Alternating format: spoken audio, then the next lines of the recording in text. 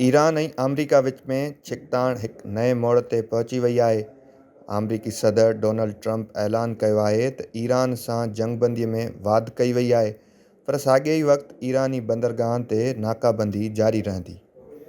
Trump जो चवणु आहे त ईरान अंदरूनी तौर ते शदीद इख़्तिलाफ़नि जो शिकार आहे ऐं पाकिस्तान जी दरख़्वास्त ते ईरान मथां हमला रोकिया विया आहिनि, जेसीं ताईं ईरान तरफ़ां हिकु गॾियल तजवीज़ पेश नथी थिए।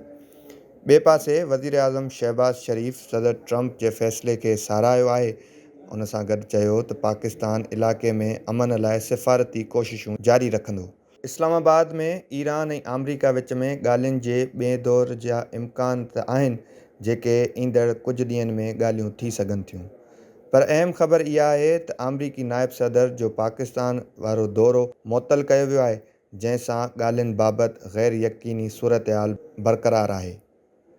ईरान जे सीनियर सलाहकार महदी मोहम्मदी हिन जंगबंदीअ में वाध खे बेमायने क़रार ॾिनो आहे ऐं ख़बरदार कयो आहे त नाकाबंदी असल में जंगबंदीअ जे बराबरि आहे।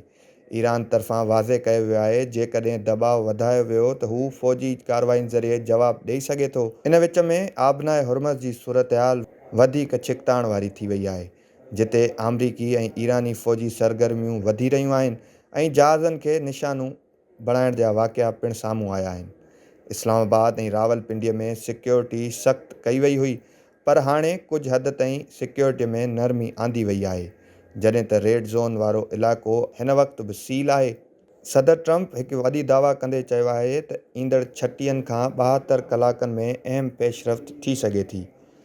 हाणे सुवालु इहो आहे त छा सिफ़ारतकारी कामयाबु थींदी या सूरतहाल ॿीहर जंग तरफ़ वधंदी।